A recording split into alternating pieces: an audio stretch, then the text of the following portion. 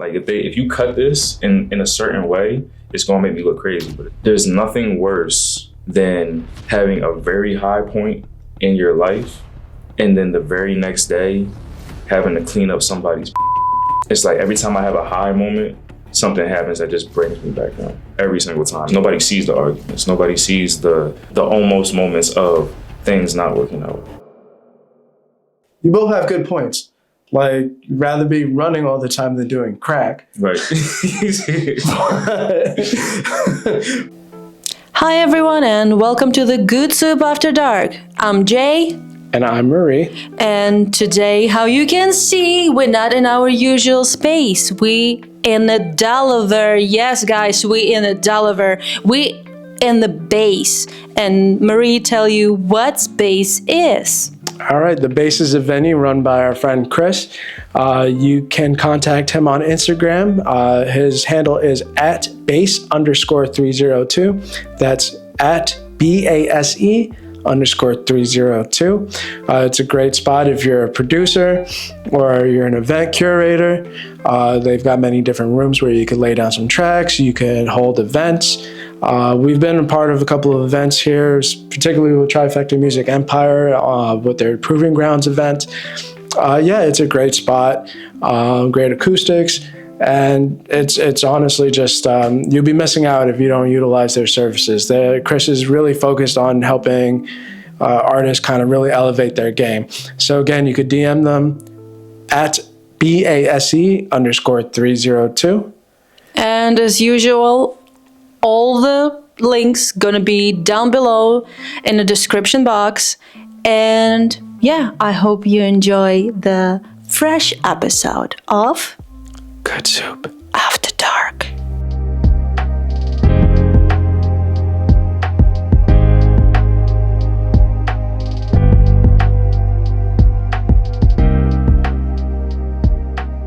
Welcome to another episode of Good Soup After Dark. I'm Jay Gonzalez. We have Marie Ree behind the cameras on the ones and twos.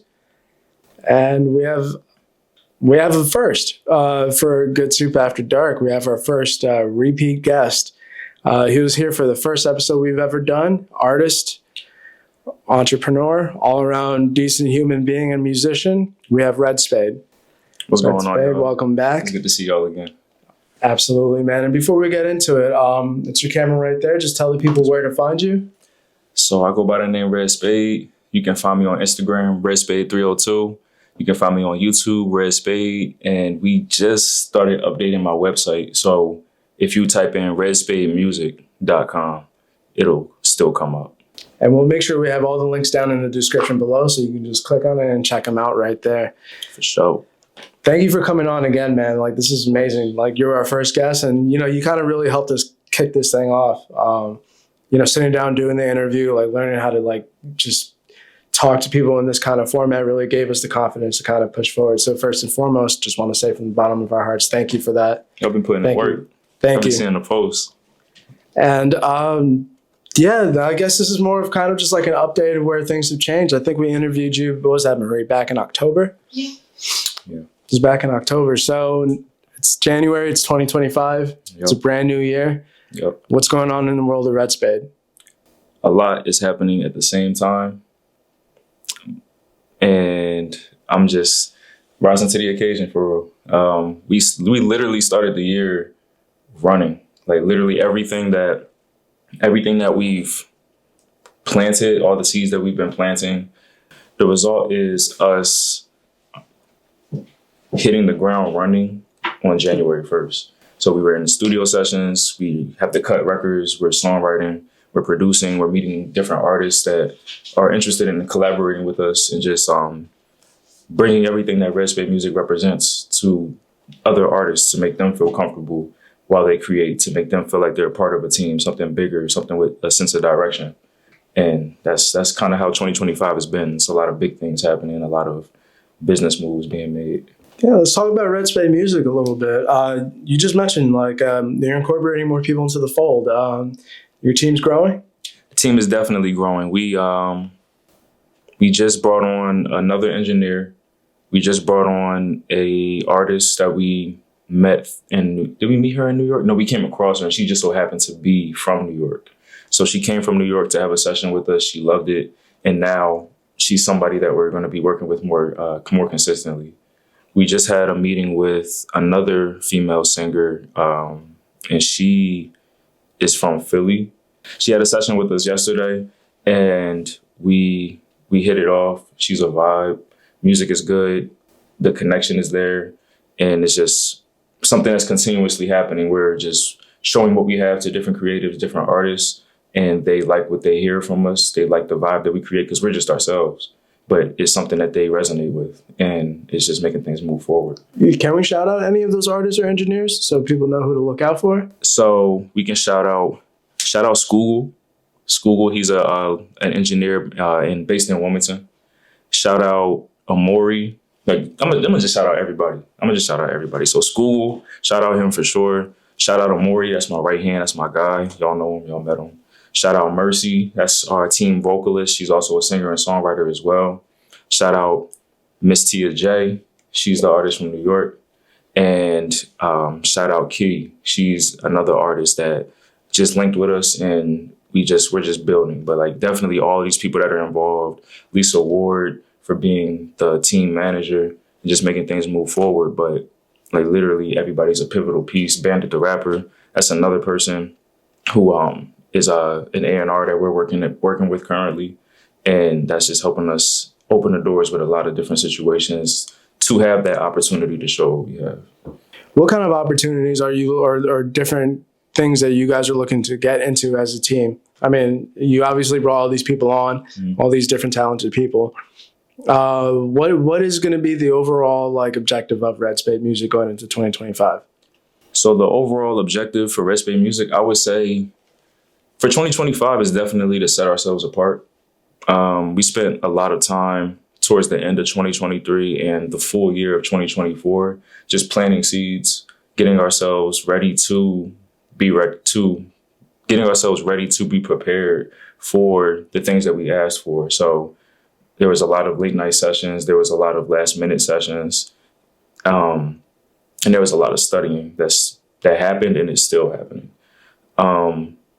So because of that, it's just now it's time to really showcase what we have, to really come out, put music out, to really reach out to the people that we want to work with too. Like if anybody catches our eye, we have the accomplishments, we have the resume to be like, this is what we bring to the table. Let's work. Let's see what we can make happen, because it's bigger than music. It's branding. It's so many different things that are involved to keep the machine going. And when you have that team behind you, when you have everybody who understands their role, but is also willing to step in somebody else's role if they fall short, that's kind of how keeping things moving along. And you keep mentioning like planting the seeds, and yeah, like that's not like the most glamorous side of things. Whenever people talk about working, you always see people in front of a camera, you see people like on a stage in front of people, right? Or like a crowd rather. Like what exactly does it mean by planting the seeds? And like, are there any misconceptions with like in that phase where you guys aren't doing much, but it's like you're working? Like you use the word studying. Yeah. Like, can you explain what that process is? Or it's just a very tedious process. It can be fun sometimes, but it can also be like, oh, this is crazy. So the studying, because whenever we get a brief, whenever there's an artist that we have an opportunity with, we immediately have to study that artist. So I've had to study house music. I've had to study so many different singers, like everything from how they riff to how soft their tone is to the vibrato in their tone. Like everything that comes with that, I've had to study. I just started studying music theory extensively last month. So using that not only for myself, but so that we can produce better, so that we know like if an artist wants something sultry or something soft, we're gonna go with a minor scale. If they want something pop, we're gonna go with a major scale. And just knowing how to move throughout that with bridges and things like that. The ups and downs of dealing with everybody's different personality as the head, as the CEO and leader, that's on me. And that's just something that I had to work on too, with that nobody sees. Nobody sees the arguments. Nobody sees the almost moments of things not working out that that can be affected by one pivotal conversation. So stuff like that. What else? The funny moments, just being in the studio, goofing around, getting comfortable with everybody. Me and Amori was literally just in a session last night until I think like 2 or 3 in the morning. We was about to call it, but then we went through some beats and then was like, "You want to rap?" And then we just rapped. We went through a whole recording cipher. So like, he would put 4 bars down, get up. I would sit down, record, put 4 bars down, went back and forth, and then it was done. And then we just left. But like those types of moments are the moments that people don't see. I could document those, but sometimes I get lost in the moment. So everything can't be documented. The results are the results. But it's mainly the stuff like that, like life happening, and it's being around people that understand that life doesn't stop no matter what you do. So yeah, the building process, like you said, it's tedious. It sounds fun. People don't get to see it, and like it's a shame. Sometimes you're right. You can't just document everything that you do. That's extra work. We're camera people. Yeah. So hopefully you can use platforms like this to kind of just talk about that process, which is what we're doing now. Exactly. And it's just like as far as the other artists, like you said, you're the CEO, you're the guy in charge, you're the one like trying to figure out how to like meld these different personalities. Like, is this your first time working with so many different people that are like underneath you? So yes, but it's not my first time being around a bunch of people in a team setting.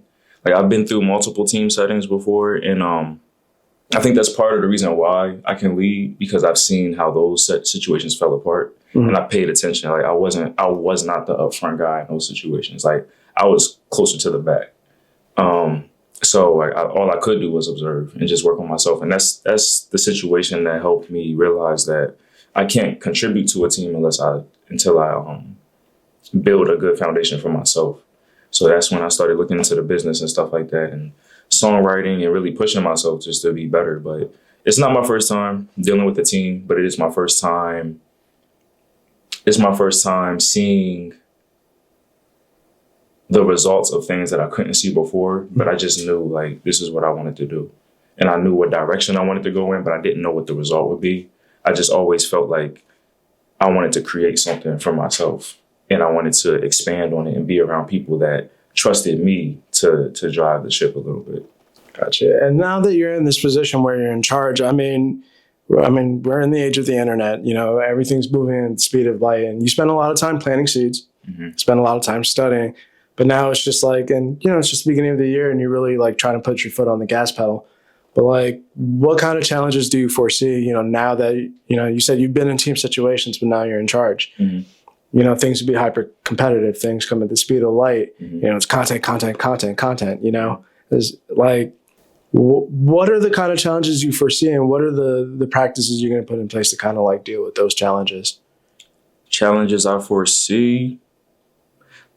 One of the challenges that I foresee is just making sure we don't get caught up in the pace of things, and make sure we touch base, because as we move forward and move faster, and as we start dealing with more people, there's a higher chance that people can be forgotten. So like there's people that I constantly have to reach out to that I forget about, because I'm big on maintaining relationships. So like you have to kind of move in a way where people understand that you're busy, but at the same time, they understand that when you reach out, you're reaching out because you actually thought about them. And that's kind of where I'm at right now. Like when I think of somebody, I reach out because I have so many things going on that I might not think of nobody until like I'm done dealing with the immediate thing I have to take care of. So that's one thing. Another thing is adapting and getting everybody that's on the team in the same ballpark to be able to adapt, to either songwrite, to either play that artist role, to know how to fall back and have somebody else take the lead, and just getting everybody up to speed on the business knowledge and the music knowledge that it takes to just create an actual song, to create something that's digestible, to look into the psychology of music and how to really intentionally make something that can be the company's best work every time we get into that studio. And what kind of work are you getting to with Red Spade Music? And I know we talked about this in the first episode, which you guys should watch if you haven't already. Right. But it's more than just individual artists and promoting individual acts. What other type of work do you do as Red Spade Music? Like, what other fields are you getting into? So we have gotten into sync. We've gotten into songwriting within the industry. Can you explain what sync is? Sync is like it's called. I think the full term is sync licensing. Basically, it's you submit music to different corporations, different people, either industry or out the industry that have connections. But they basically it's fulfilling the briefs of different companies. Like, for example, something could be like there could be a brief for a electronic hip hop instrumental for let's say CBS or a sports network. And then you submit that, they get back to you and they'll say, this is nice, we'll push it through, or they'll say, sounds good, but it's not what we're looking for. So we've tackled everything from hip hop to R&B to like West Coast rap. I'm gonna play that for you after this. It's like West Coast rap. They were looking for a certain production and tonality. We touched on folk music, but they turned it down. But like everything, we hop on everything that comes our way because you never know what somebody's gonna like. Is that something that you can either hear in like a commercial or even like a show? Like, you know how like you said CBS Sports or like just like the intros to shows and stuff, right? Is that kind of along the lines of what that is? Introductions, B-roll, soundtracks, scores, things like that. That's the things you see when you watch a show, when you see a commercial, you hear that music in the background, they look for that music actively, and they look for independent artists, independent teams, and sometimes they look for people to remake things that are already established because of copywriting things, and maybe somebody's budget may be too high, so they'll be like, okay, let's go over here. So that's a big part of it, and that's where the major minor part what I was talking about comes into play. Because if somebody wants something slow, something dark, you're going to do a minor scale beat. You have to be very on point with what they ask for, because if you're not, they're not going to take it. It has to be specifically what they ask for. They give you references to look into, and then you just study that and make something, submit it, and just hope for the best. And how is it getting into that world? Because it's got to be totally different than just like pushing an individual act or just pushing yourself as an individual act. I think it's more fun. It's way more fun. To me personally, and this is kind of something that I like to preach to a lot of people, different people that are creatives, is when it comes to songwriting, for me, I feel like the gloves are off because I can be anything I want to be. I can say anything I want to say. I can take it any direction based on what's asked. But as an artist, there's a certain brand that I want to push. There's a certain message that I want to push. There's a certain way that I want to be perceived that has to align with everything that's going on. So doing songwriting is really fun for me. And it's something that I've tapped into before. I used to be a freelance songwriter. And that's the most money that I've made as a creative so far at once, just being a freelance songwriter. So I've definitely seen the fruits of that labor before. Is there any particular project that you had the most fun doing as doing sync work? The West Coast one. Yeah, West Coast one. West Coast hip hop one was fun. Yeah. What were some of the influences for that? The influence was... Because you said they sent reference track or like... Did they send references for that one? They did. They sent references, but the ones that they sent, I kind of helped with the direction of the production. But the way that I rapped on it and the tonality of it, I took my approach from like West Coast artists like Dom Kennedy. So Dom Kennedy has like a specific type of tonality with his rap. He has a specific type of flow and cadence that I wanted to like replicate a little bit because I knew that would sit nicely. So I like something like that, something like Nipsey Hussle, like looking at different people like that and just seeing like just trying to respectfully capture that West Coast feel with that sync opportunity so that we could both respect the West Coast and the Bay sound while still doing it justice on our part as a company. So you do different sounds and music for commercials and shows. Do you ever think to go like higher and go do like a movie, like being a not only hired by TV shows, but being hired by biggest company. For example, if it's Universal and you work with the movies, maybe it can push to the Universal music, and like some kind of like thread one through another, and you can have experience with your team, have experience to work on a movie, and also maybe push the albums and separate like characters music that you like everyone have in your team as a like separate artist through the music like industry in like specific company. So Universal have music, right? Who else? Like Sony have music, but they also do the movies. So it's like, do you ever think about that, or is like it can be a much bigger project? It can be. It really comes down to resources, and it comes down to who we network with. Because just like anything else in this industry, it's the talent and the skill set can only get you so far. At a certain point, the skills will get you to the door, but then the networking and the business will get you in the door and keep you in the room and keep you moving in the room. Like you might be downstairs when you first walk in, and then it's like, I guess I'll go upstairs, and then now you're talking to somebody else. So it's different levels to it, but more so to answer your question, yes, I do want to do film. We do want to do film. We have opportunities to do film. Like I know Lisa Ward has the Voiceless documentary. Lisa Ward has the Voiceless documentary that we're going to do the score for. So that's a good step in that direction. I want to do more stuff like that. But film, television, music, like anything that's music related, I'm really interested in it. Like just being an artist is fun to me too, but I just like music overall. So even if I'm doing music business, I understand that that's a necessary part. So I may not always enjoy it, but I know how to do it. Producing, I enjoy it. Songwriting, I enjoy it. Like even if I'm not present on social media, I'm doing something music related. So I'm satisfied. I'm fulfilled regardless. But I know sometimes it's time to put that hat on and make that push, and then like really push the envelope a little bit. I think that's a good segue to the next topic that we want to talk about.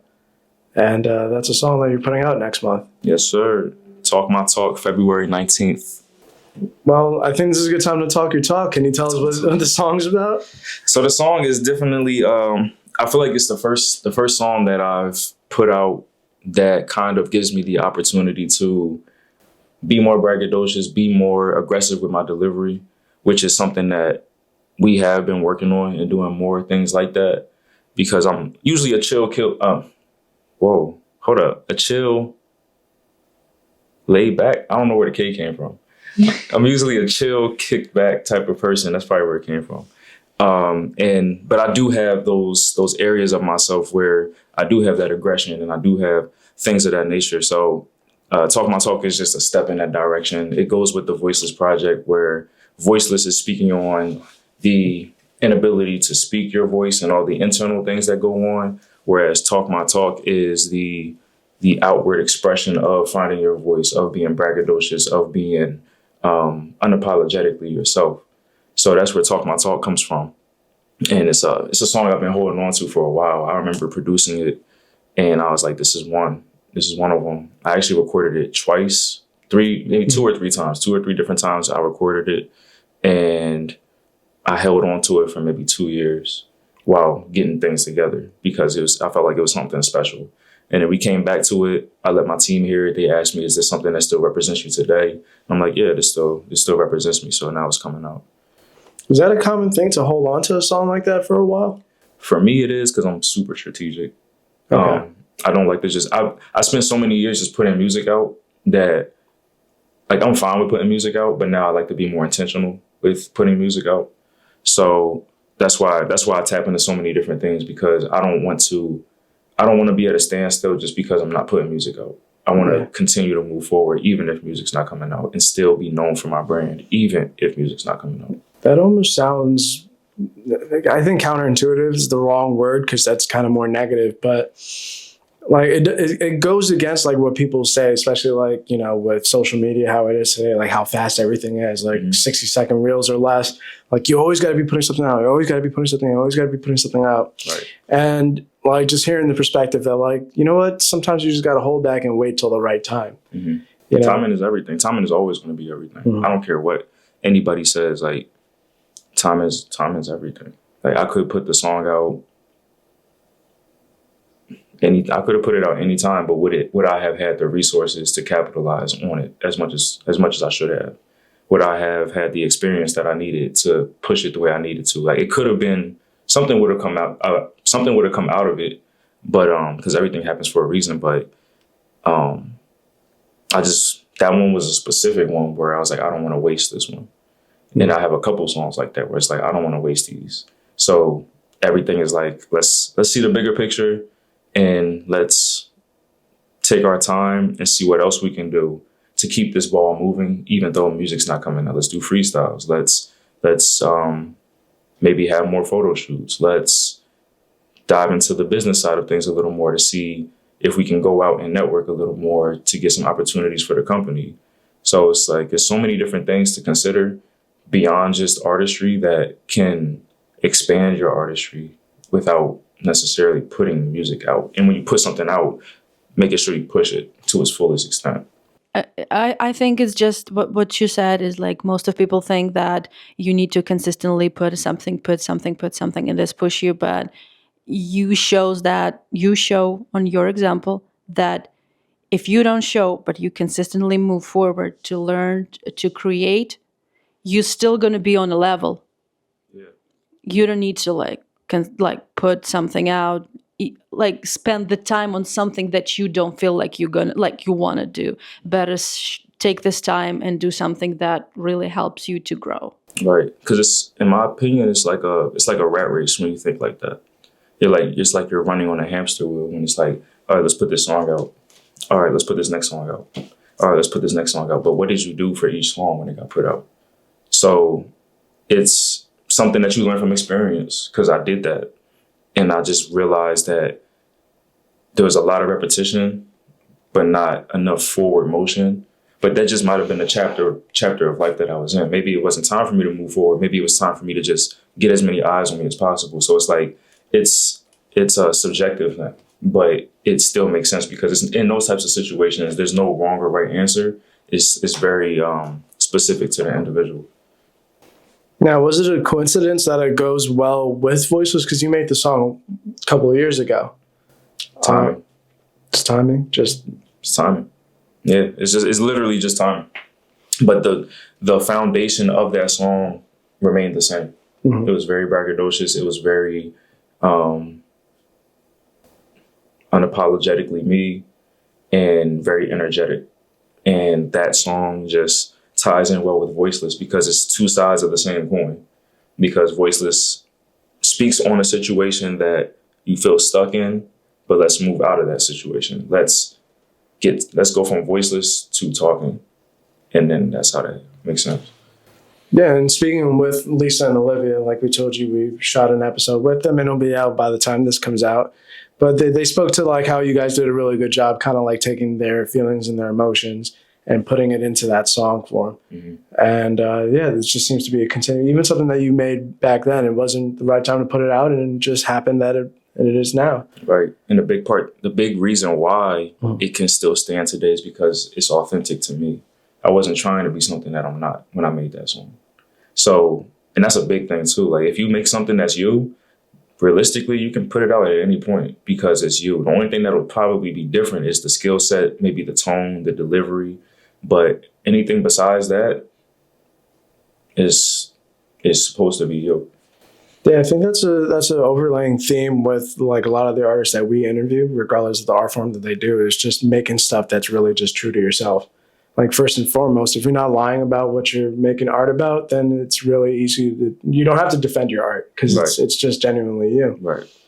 And also it just kind of adds to that longevity of it as well. Like you said, you know, if it's genuine to who you are, it's going to be genuine to who you are, even in different stages of your life. Like you said, it might change the skill set, might change in tone, but it's still you. So I think that's like a big takeaway that people can get from that.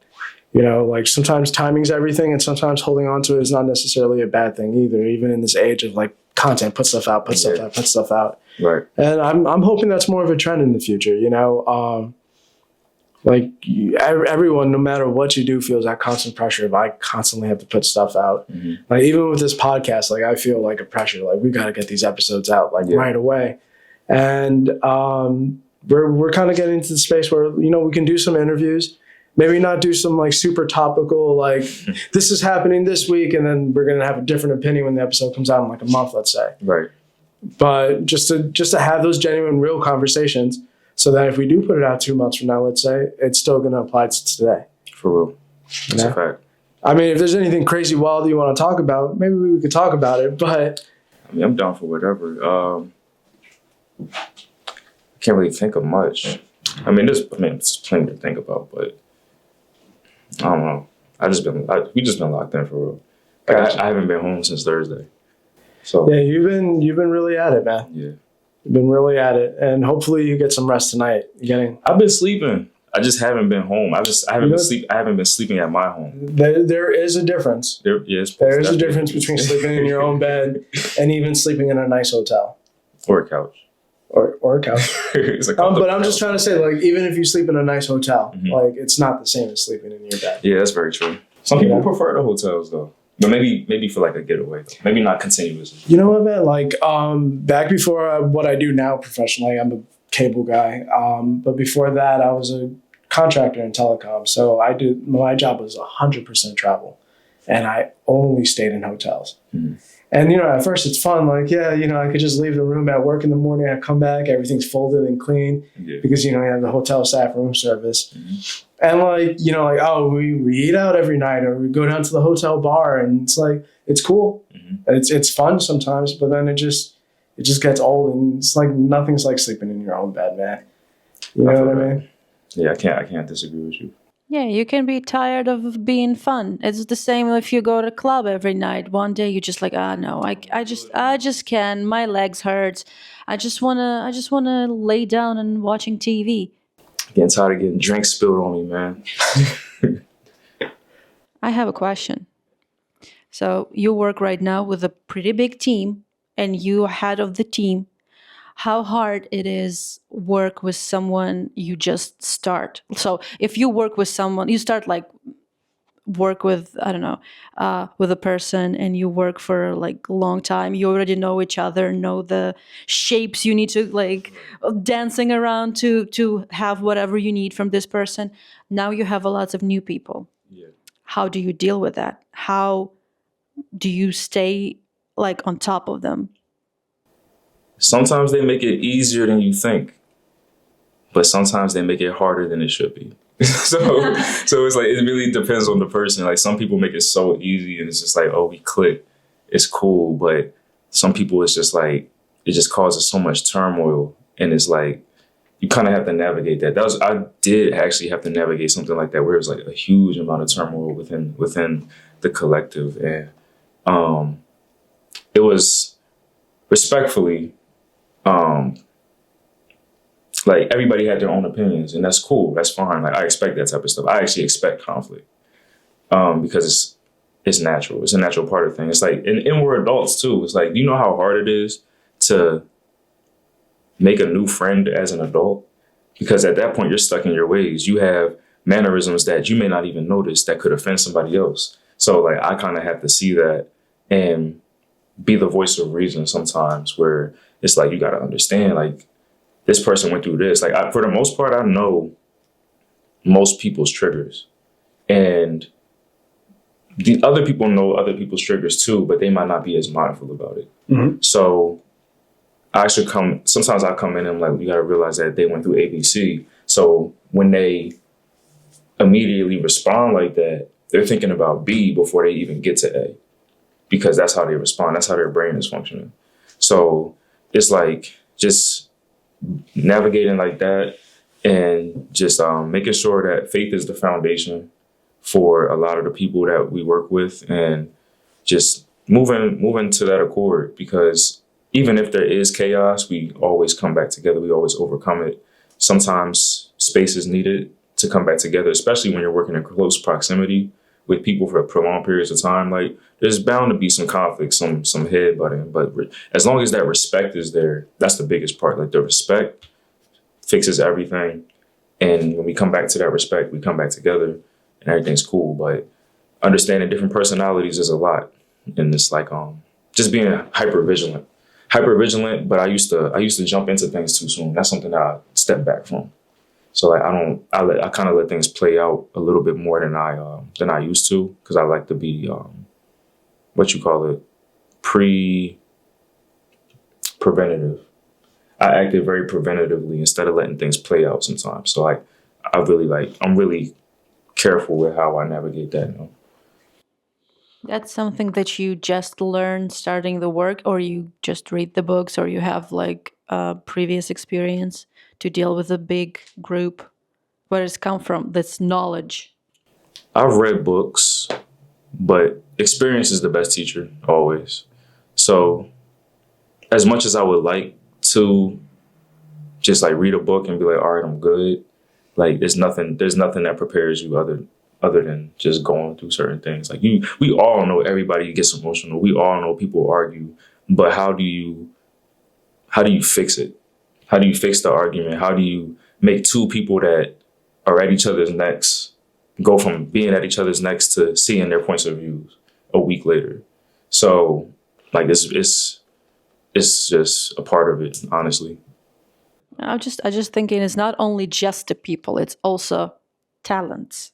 So they have own vision, and everyone have own opinion, right? Mm-hmm. But artists, they're most of them, not everyone, but most of them really stubborn. Mm-hmm.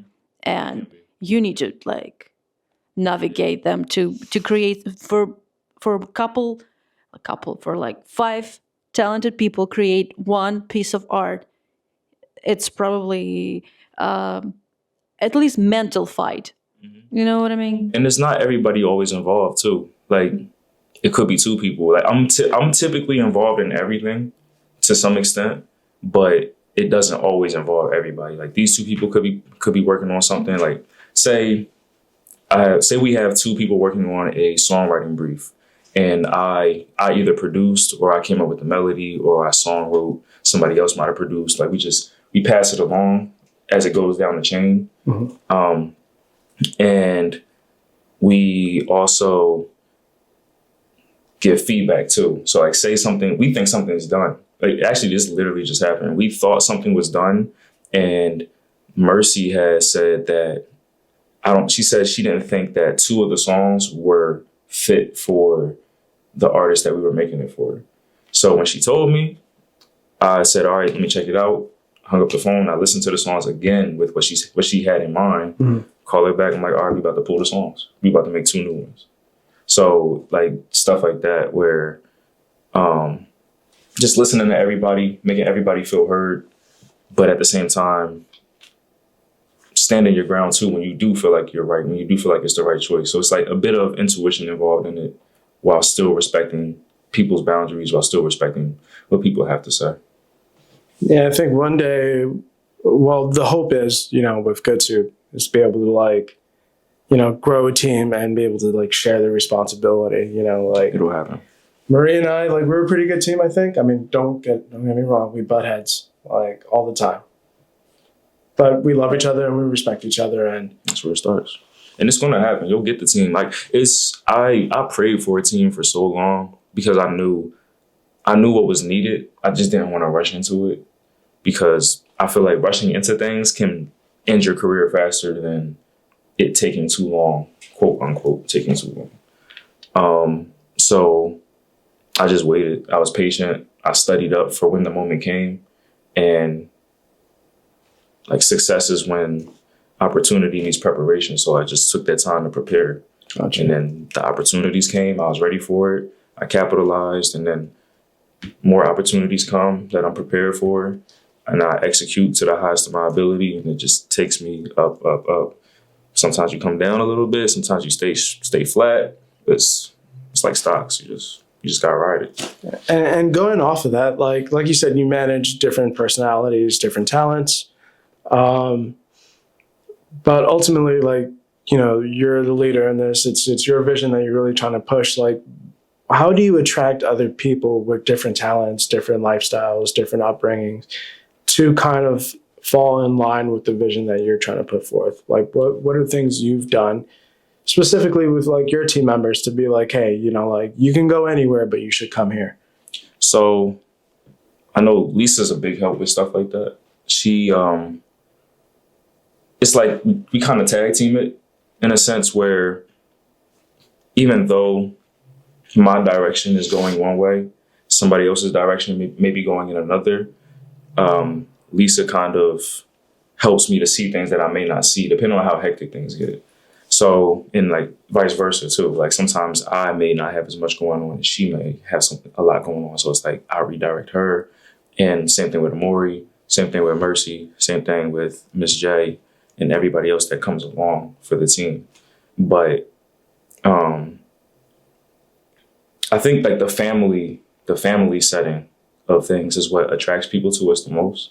So whenever people come to us and work with us, they tend to first see the talent, second see how opinionated everybody is, but how everybody gets a say, everybody's heard, and everybody has some type of input in it, music and business. And then the last thing that they always say is, I feel like y'all are family. And I feel like that's like the big part of it. Like we make people feel comfortable. We make people feel like they can be themselves. They joke. They've cried in front of us. They joke in front of us. And that's off rip. That's off first session. You're going to get us immediately. We're not holding back. We're going to act goofy. Like me and Amori will act goofy in front of anybody that walks into a studio with us, because that's what we do. We make them comfortable. I've been told that, like, you remind me of my brother. I've been told, like, you're like the dad of the group, stuff like that. So it's like everybody has something different to say, but at the end of the day, it's always going back to that family feeling that everybody gets when they deal with us. And that was the first thing. Family and faith was the first thing that we prioritized when we started building this up. Okay, I like that. You can sip to that. Yeah, it's water. Yeah. Hardcore purified. No, they're not paying us. We're going to bleep that. No alcohol, 2025. For me. Is that a thing? For real? For me, yeah. I'm not drinking alcohol this year. Is that like... Every year I give up something new. Okay. I just started last year. I haven't drank alcohol since July of 2023. And I stopped with the marijuana last October. Okay. So I'm not really on like a year thing, but I kind of want to talk about that. Let's talk about that a little bit. You give something up every year. Mm-hmm. Like me personally, like I gave up those two specific things because I felt like they were kind of like holding me back. Mm-hmm. And I'm trying to get closer to... I always go back to saying, like, I don't want to be a cable guy. Mm-hmm. You know? Yeah.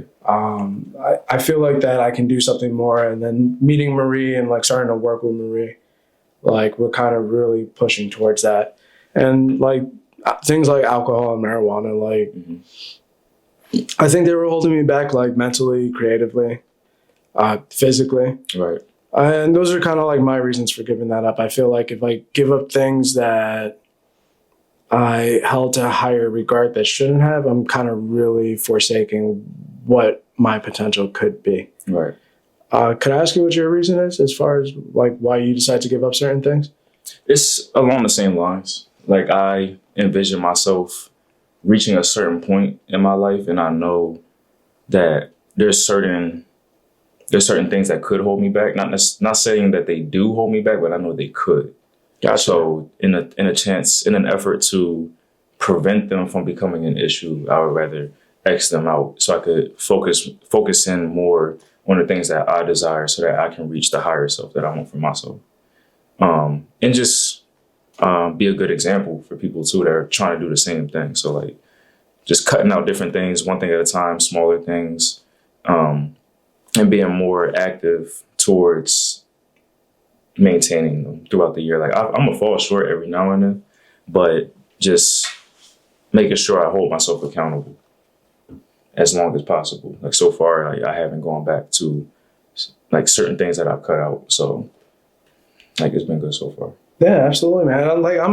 Like, don't get me wrong. Like, there's definitely people who can go out there, handle it, have a great time, have a few drinks. But sometimes like that wasn't the case for me. You know what I mean? And like I said, it really held me back. Like even just like relationship wise, like it's just like friendships, like will go down the drain because like you prioritize different things. Right. I'm just getting a little personal here. No, you good. But yeah, I felt like especially with alcohol, giving that up. It's you always hear stories of like people who are like, oh, I quit drinking and then I lost all my friends because all we did was drink together, and that kind of becomes like a real thing, I always thought it was like some sort of like weird cliche. Yeah. But like you do lose those friends, but you kind of open yourself up to other people and that can be in your life that don't prioritize and it's not just the drinking, like it's the going out, it's that kind of social aspect, which can be fun, but can be done in excess. Right.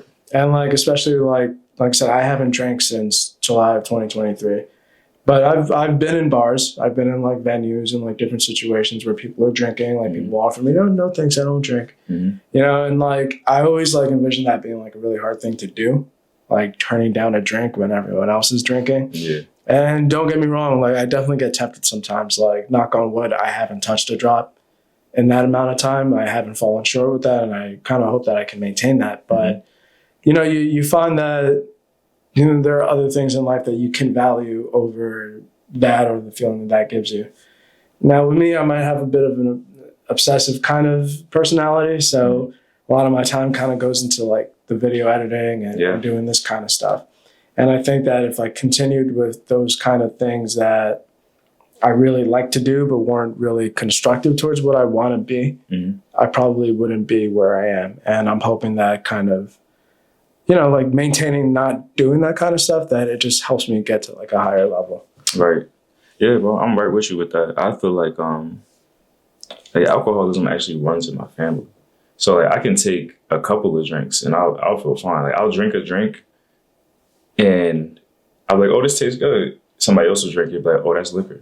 so it's like my tolerance is super, super different for it. And I haven't had any issues. I just know like my grandfather, he had issues with alcohol and stuff like that. So like I know how detrimental it can be.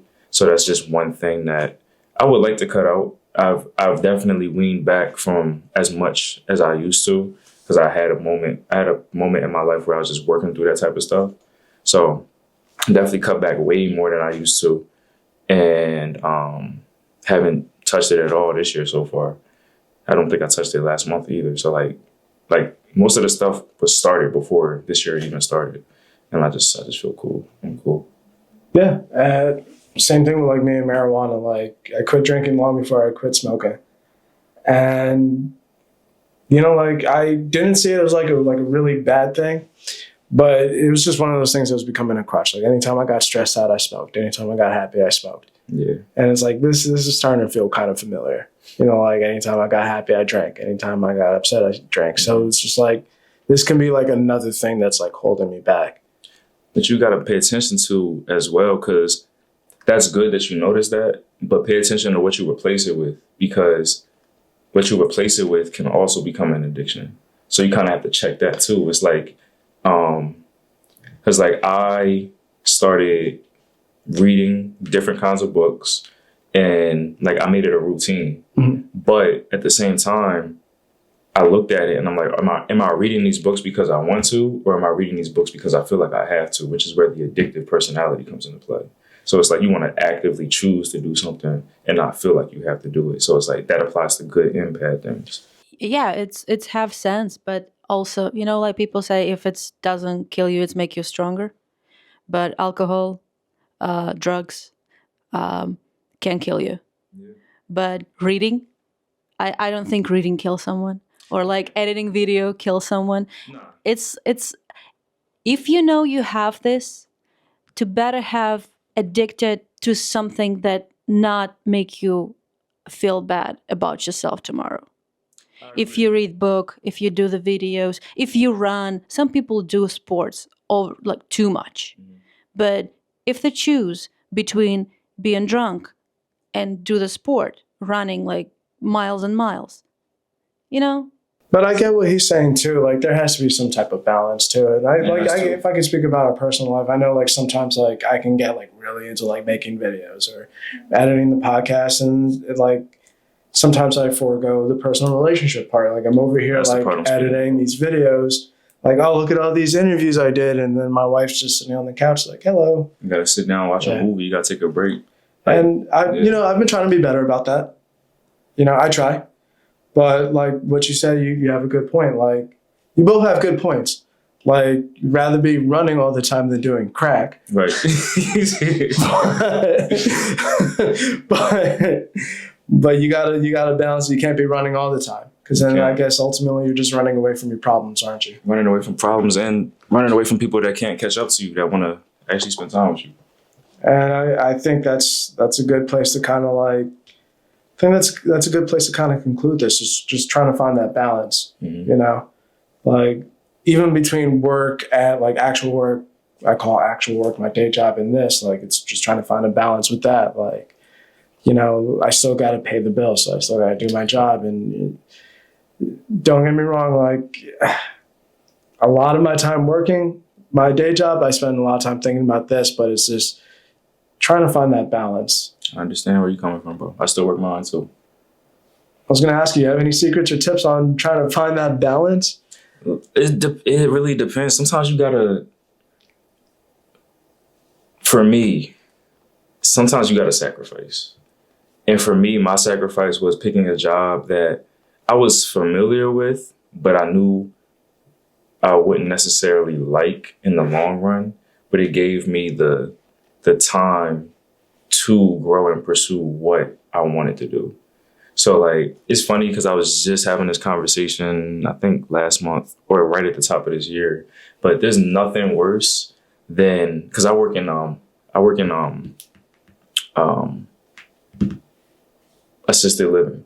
So I assist people with disabilities to live a quote unquote normal lifestyle. Sure. Some of these people have different mental disabilities, like they do different things. But literally, and this is about to be crazy. It's about to be a crazy clip. Like if you cut this in a certain way, it's gonna make me look crazy, but it's whatever. So there's nothing worse than having a very high point in your life and then the very next day having to clean up somebody's piss. And I'm saying piss because I could say the other one, but I'm gonna just say say shit. We're gonna stick with piss right now, but it's either one. It's either one. But like in that field of work, that's kind of what happens. Like I'll literally after I had that moment with Common, like that same month, I would go back to work and I'm greeted with a whole bunch of mess I got to deal with. Not mess as in like bodily fluids, but like it's a whole bunch of stuff. So it's like reality still becomes a thing. And in my opinion, it's a pattern that's happened throughout my life because I get humbled a lot. Like, and I just thank God for that. But it's like every time I have a high moment that could make me even slightly think I'm better than somebody, something happens that just brings me back down.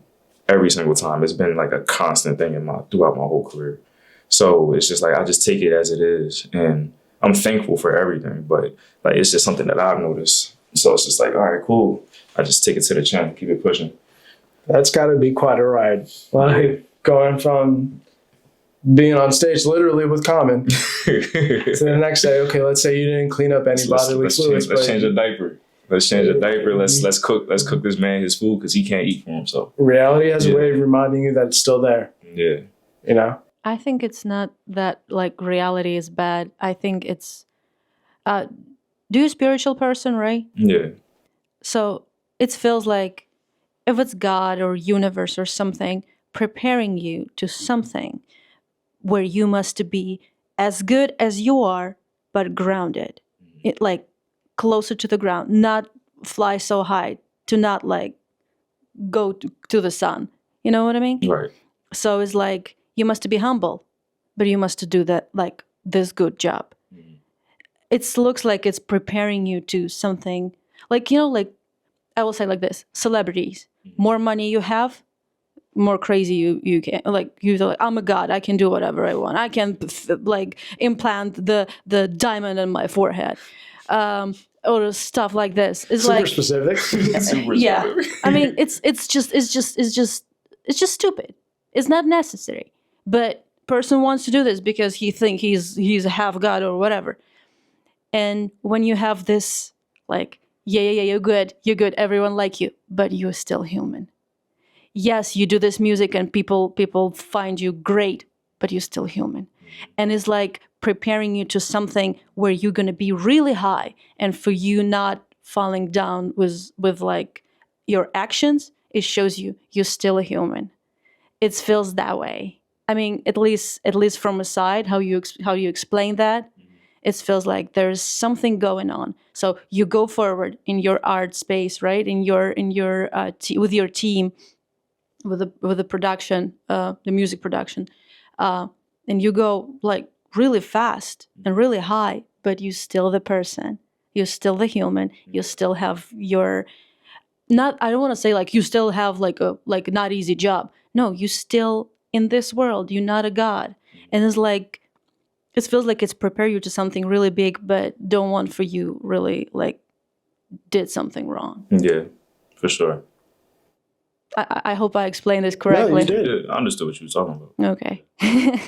And yeah, everything is balance. Everything, all life, it's you need to balance between job and family, between one like passion and regular job, or between, I don't know, eating tasty food and keep being lean and Know how to tell yourself no. yeah. That's one of the hardest So stuff to it's do. always a balance, and we consistently try to balance, and we're never in the middle. We're always like a penguins. We always go side to side, and I think that's the main thing that in a life, try to keep a balance, not go to one side or another side because you're gonna fall. Right. 100%. I think that's a good place to leave off. Spade, we really appreciate you coming through and doing this again. No It's been problem. a man. great conversation. You already know. And before we go, that's your camera there. Just let people know where to find you and what you have coming up. So you can find me on Instagram. That's Red Spade 302. The color, the card 302. You can find my website, which is under construction. RedSpadeMusic.com will be the final website. The URLs are still the same. Red Spade Artist is still there, but RedSpadeMusic.com will be the new one. And Talk My Talk is releasing on all streaming platforms. Just type in Red Spade. You can listen to the music that's there now, but the music is coming, and there's more music coming. There's plenty to come. The company has a lot of things that we've songwritten on, we produced that's coming out this year. And there's a lot of things that's happening that I'm proud of. And I'm just looking forward to seeing what happens next. But shout out to my team, shout out to my family, shout out to Good Soup, and shout out to the man upstairs.